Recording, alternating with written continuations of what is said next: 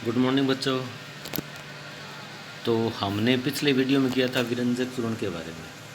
विरंजक चूर्ण का उपयोग ब्लीचिंग पाउडर ये बता दिया था।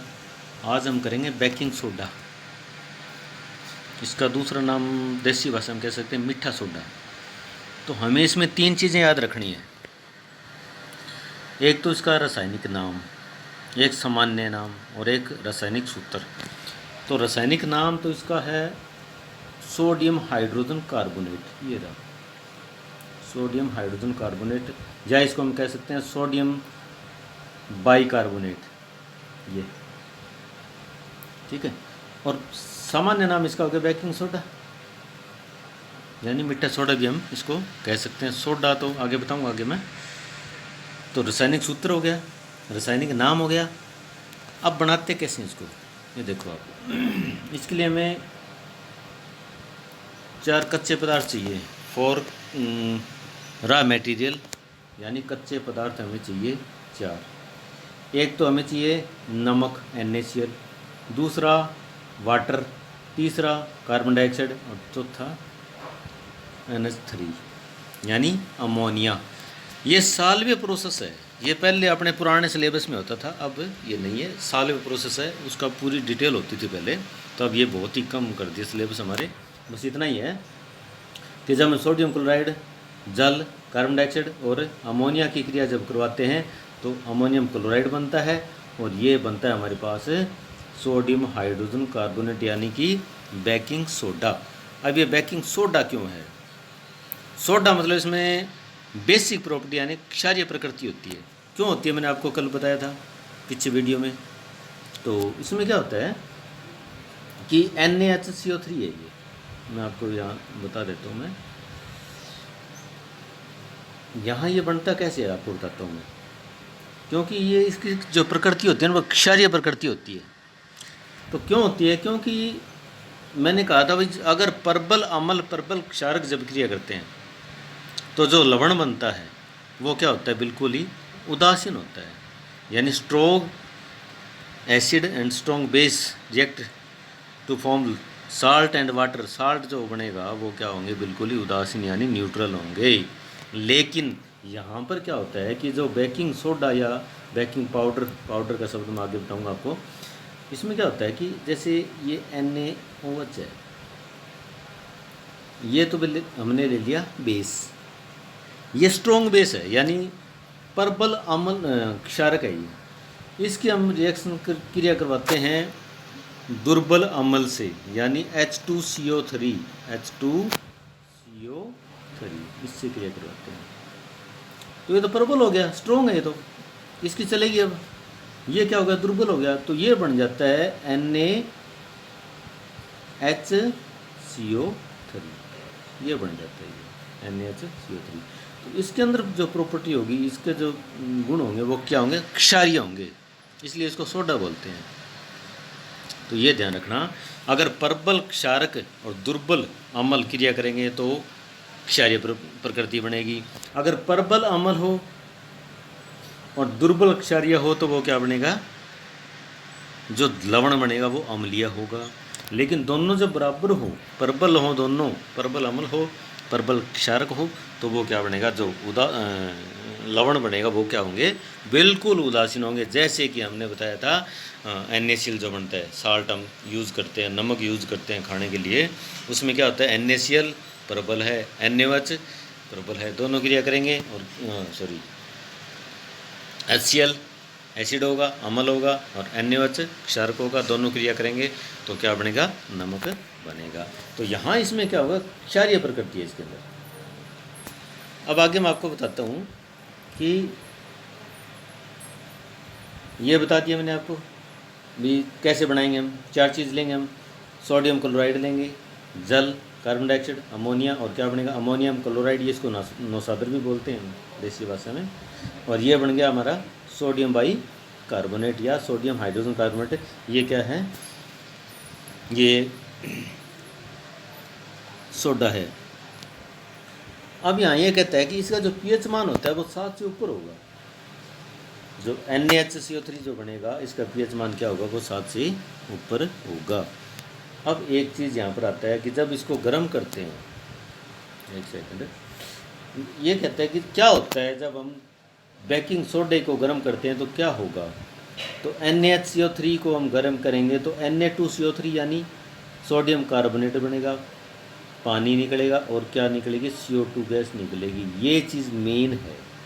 क्यों? क्योंकि इसका जो उपयोग आएगा ना आगे उसमें बताऊंगा आपको। कार्बन डाइऑक्साइड निकलती है जब इसको गर्म करते हैं।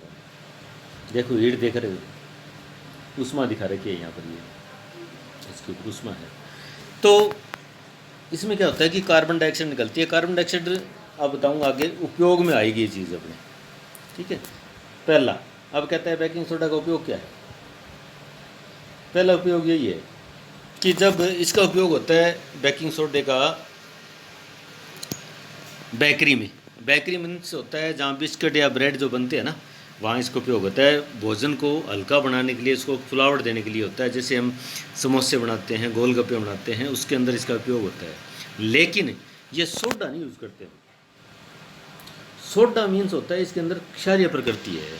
अगर हम जैसे भी किसी भी ब्रेड बिस्किट में डालेंगे तो इसमें कड़वाहट आएगी, क्योंकि जो क्षारक होते हैं वो कड़वा होता है।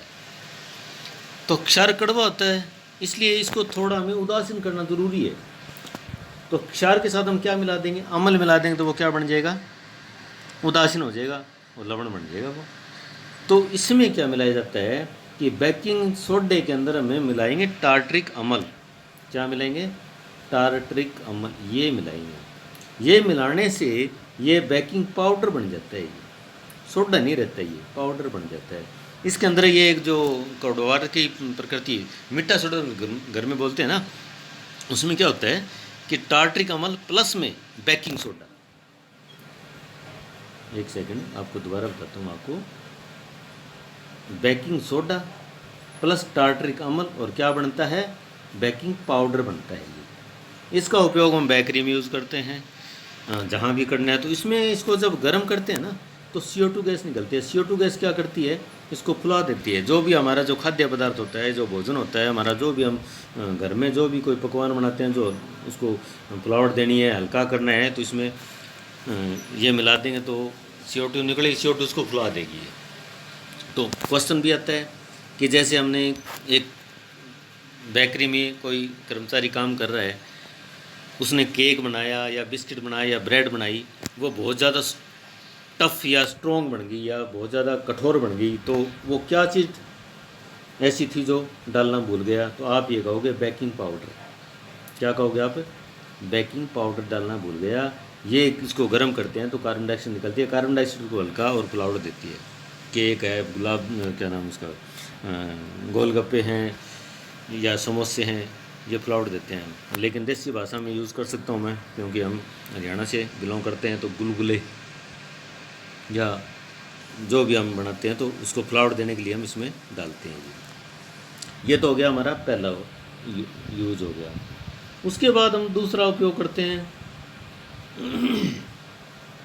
सोडियम हाइड्रोजन कार्बोनेट भी एंटासिड का एक संघटक है। एंटासिड मतलब होता है भी हमारे पेट के अंदर क्या होता है, स्टोमक में हमारे अमाशय के अंदर क्या होता है, जठर रस होता है, उसमें हाइड्रोक्लोरिक अम्ल होता है।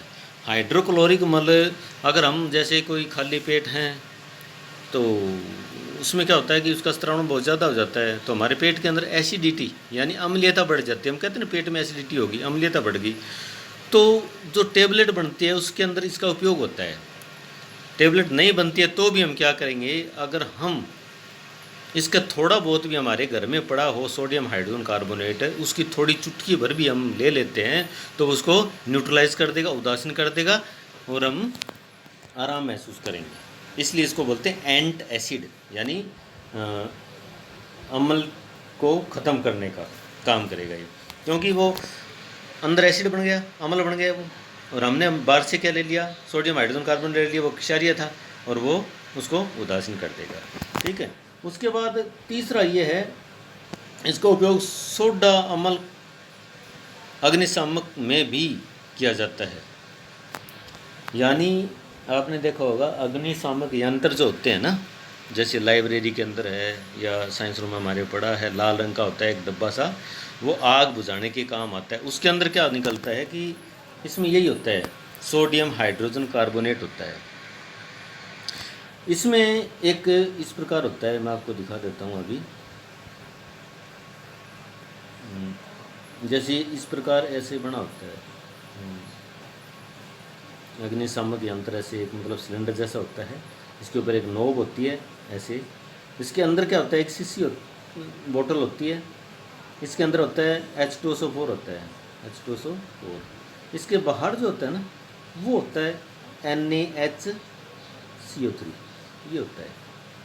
ठीक है, जब कैसे आग लगी, कहीं आग लगी तो हम इसको दबाएंगे, इसको ऐसे दबाएंगे जोर से, नॉब को ऊपर से दबाते ही क्या है, ये जो बोतल है वो टूट जाएगी H2SO4 की, और वो इसके साथ रिएक्शन करेगा। जैसे टूटेगा ना, इसके साथ रिएक्शन होगी और क्या निकलेगी, CO2 गैस निकलेगी। CO2 गैस क्या करती है, आग को बुझाती है, आग को चारों तरफ से घेरेगी और उसकी ऑक्सीजन सप्लाई है या ऑक्सीजन की जो व्यवस्था है उसको बंद कर देगी और आग बुझ जाएगी। ये तीसरा है अग्निशामक यंत्र। ठीक है, उसके बाद हम करते हैं अगला, धोने का सोडा। हो गया इसके उपयोग। तो अब ये आते हैं हम दावन सोडा। बस बात वही है, पहला उसका सामान्य नाम दावन सोडा, वैज्ञानिक नाम इसमें कहेंगे हम सोडियम कार्बोनेट 10H2 है ना, इसको बोलेंगे डेका हाइड्रेट। हाइड्रेट मतलब होता है पानी, डेका मीन्स होता है 10 सोडियम कार्बोनेट डेका हाइड्रेट। ये 9th क्लास में सारा कुछ बता रखा है मैंने आपको। इसको बोलते हैं धोने का सोडा, सामान्य नाम है ये। एक अन्य रसायन जिसे सोडियम क्लोराइड से प्राप्त किया जाता है, तो ये तो लोग पीछे प्राप्त हो गया हमें, मैं बताऊंगा अभी आपको। तो पहला नाम तो हो गया इसका दावन सोडा, सामान्य नाम हो गया। रासायनिक सूत्र आपको सामने है, Na2CO3 पॉइंट 10H2O, यानी पॉइंट को मतलब गुणा होता है, 10 मतलब 10H2O, यानी इसके साथ 10 पानी के अणु हैं। अगर हम इसको गर्म कर देंगे तो 10 पानी के अणु निकल जाएंगे, तो दावन सोडा काम नहीं आएगा। क्योंकि दावन सोडा हमारे घरों में कपड़े, पहले क्या होता था, कपड़े धोने में इसका उपयोग होता था, लेकिन अब डिटर्जेंट आते हैं या हमारे बर्तन धोने के जो भी घर में किसी चीज़ को धोने के काम आता है, तो ये इसके अंदर इसका साल्ट होता है दावन सोडे का। तो ये इसी से बनता है जो ऊपर था हमारा। अभी मैं दिखाता हूँ आपको, देखो आप, ये रहा, यहाँ ये बन गया। जब हम बेकिंग सोडे को गर्म करेंगे तो ये बनता है सोडियम कार्बोनेट। क्या बनता है, सोडियम कार्बोनेट। अगर इसमें 10 अणु पानी के मिला देंगे, अब देखो आप, ये देखो 10 अणु पानी के मिल गए, तो ये क्या बन गया, हमारा दावन सोडा बन गया। ठीक है, 10H2O ही दर्शाता है कि इसमें आर्द्रता है, नमी है, तब ये काम करेगा, अन्यथा ये एक राख है, कोई काम नहीं आएगा। अगर इसको गर्म कर दें, इसके 10 अणु पानी के निकल गए बाहर, तो ये काम नहीं करेगा ये। ठीक है, अब ये तो हो गया मेन, क्योंकि बहुत ज़्यादा उपयोगी है ये। उपयोग देखो आप, इसके मेन चीज़ ध्यान रखना आप, सॉरी थोड़ा पीछे चला गया, तो मैं आपको दिखाता हूँ अभी दावन सोडा। उपयोग देखो इसके आप, ये देखो पहला कहता है दावन सोडे का उपयोग कांच, साबुन, कागज उद्योग में होता है। कांच बनाते हैं, साबुन इससे बनती है, कागज इससे बनता है। तो साबुन का मैं बता दूंगा, कांच वाला पोर्शन था वो पहले हमारे पुराने सिलेबस में था, वो हट चुका है। ठीक है, तो लेकिन आपको याद रखना है, कांच, साबुन और कागज में बनाने का उपयोग किसका होता है, दावन सोडे का। दूसरा उपयोग कहता है, इसका उपयोग बोरेक्स जैसे सोडियम यौगिक के रूप में उत्पादन के। बोरेक्स कांच होता है, कांच का एग्जाम्पल है, जैसे अपने लाइब्रेरी के अंदर जो ग्लास, प्रखनली, बीकर जो पड़े हैं ना, वो बोरेक्स बने होते हैं, इसका उपयोग, इसी का उपयोग होता है बनाने के लिए। उसके बाद तीसरा उपयोग होता है इसका, सोडियम कार्बोनेट का उपयोग घरों में साफ सफाई के लिए किया जाता है। यानी दावन सोडा है, दावन धोने के काम आएगा सोडा, इस नाम ये। इसमें जो डिटर्जेंट होते हैं, अपने सर्फ होती है, जो भी है अपने देसी भाषा में बोलते हैं, तो उसके अंदर इसका उपयोग होता है। मेन क्वेश्चन आपको ये ध्यान रखना है, फोर्थ, जल की स्थायी कठोरता को हटाने के लिए इसका उपयोग होता है। अब कठोरता क्या होता है, ये पानी, समुद्र का पानी जो होता है ना, वो कठोर होता है, उसमें लवण होते हैं घुले हुए, बहुत ज़्यादा खारा होता है पानी, बहुत ज़्यादा नमकीन होता है वो। तो उसकी पानी 2 प्रकार की कठोरता होती है, एक तो स्थायी होती है, एक होती है अस्थायी। स्थायिक तो वो होती है जो मतलब इसमें दावन सोडा मिलाएंगे तभी वो दूर होगी, तभी वो उसको दावन सोडा मिला करके गर्म करेंगे तो वो पानी क्या हो जाएगा, पीने लायक या हमारे कपड़े धोने के लायक हो जाएगा जल जो है। अस्थायी कठोरता होती है, जैसे हम इसको गर्म कर दें तो भी काम चल जाएगा, वो अस्थायी कठोरता होती है। तो स्थायी कठोरता कठोरता कैसे पता चलेगा, साबुन है हमारे पास, डिटर्जेंट नहीं साबुन, साबुन अगर हम डालेंगे तो जल अगर कठोर है तो उसमें झाग नहीं बनेंगे। अगर जल मृदु, यानी मृदु का मतलब मीठा, क्योंकि जल दो प्रकार का होता है, कठोर जल और मृदु जल। कठोर जल में साबुन झाग नहीं देगी और मृदु जल में साबुन झाग देगी। लेकिन डिटर्जेंट जो होते हैं ना, निरमा है या जो भी टिक्किया होती है, वो दोनों में झाग देगी। तो कहने मतलब जो खारा पानी होता है ना, ट्यूबवेल का पानी होता है, समुद्र का पानी होता है, वो कठोर होता है, ठीक है। तो ये है। उसके बाद यहाँ ये कहता है क्या लवण के क्रिस्टल वास्तव में शुष्क होते हैं, ये फिर मैं आपको अगले वीडियो में बताऊँ। आज हमारे पास दो चीज़ आ गई, एक तो आ गया बेकिंग पाउडर, दूसरा आ गया हमारे पास दावन सोडा या वॉशिंग पाउडर, जो भी है वो हमारे पास आ गए। तो इतना करें और आगे क्वेश्चन आते हैं तो मैं दिखा देता हूँ आपको। ये क्वेश्चन आ गया हमारे पास, चलो ये क्वेश्चन कर लेते हैं आज हम। पहला, CaCl2 का यौगिक प्रचलित नाम क्या है, ब्लीचिंग पाउडर, ठीक है। इसको कहेंगे कैल्शियम ऑक्सीक्लोराइड, क्या कहेंगे, कैल्शियम ऑक्सीक्लोराइड। ये ब्लीचिंग पाउडर यानी कि विरंजक चूर्ण है ये, ठीक है। प्रचलित नाम विरंजक चूर्ण है, बस एक नंबर हो गया कल। उस पदार्थ का नाम बताइए, दूसरा क्वेश्चन कहता है उस पदार्थ का नाम बताइए जो क्लोरीन से क्रिया करके विरंजक चूर्ण प्राप्त बनता है। उस पदार्थ का नाम, क्योंकि क्लोरीन से बनेगा ये, तो वो पदार्थ कौन सा होगा, मैंने बताया था आपको, शुष्क बुझा हुआ चूना। एक सेकंड में आपको बता देता हूँ, शायद बताया भी हो, बहुत बार चर्चा कर चुका हूँ मैं, फिर भी बार बार चर्चा कर रहा हूँ। ये होता है बिना बुझा हुआ चूना, CaO। इसको हम पानी डालेंगे ना तो ये बन जाएगा बुझा हुआ चूना, CaOH की ट्वाइस, ये बन गया। ये है बिना बुझा हुआ चूना, जिसको हम सफेदी कहते हैं, जो बाज़ार से हम लेके आते हैं। उसमें जल डालो, पानी डालो तो बुझ जाएगा। अब इसको आप सुखा दो तो ये शुष्क हो जाएगा। इसको क्या कहेंगे, शुष्क बुझा हुआ चूना, ठीक है। कैल्शियम ऑक्साइड क्या है, बिना बुझा हुआ, और ये क्या है, बुझा हुआ शुष्क, सुखाने के बाद। तो यहाँ ये कहता है उस पदार्थ का नाम बताइए जो क्लोरीन से क्रिया करके विरंजक चूर्ण बनता है। तो वो ये बुझा हुआ ये है CaOH twice, sorry CaOH twice, इसके ऊपर क्लोरीन गैस को गुजार दो आप, तो ये आपके पास बन जाएगा CaOCl2 यानी विरंजक चूर्ण, और प्लस में जल निकल जाएगा H2O।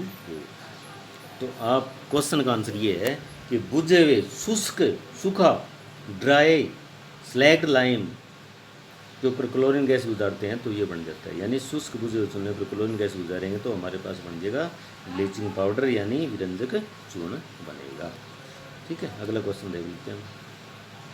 कठोर जल को मृदु करने के लिए किस सोडियम यौगिक का उपयोग किया जाता है, अभी बताया मैंने। कठोर जल यानी खारे जल को मीठा बनाना है तो हमें क्या करना होगा, दावन सोडा का उपयोग करना होगा, Na2CO3.10H2O का उपयोग करना होगा।